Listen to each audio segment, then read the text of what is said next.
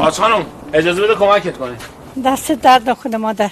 یه باش نندازی پایین. شما جوونام که روز و شب حواستون تو این گوشیاتونه. آج خانم این روزا همه این استا رو بالا پایین میکنن. این استا چیه دیگه مادر؟ مردم عکساشونو میذارن، کامنت میکنن، همه میبینن، نظریه میدن. همه عکساشونو میذارن. خب این معرفت عکس محمد منم بذارین.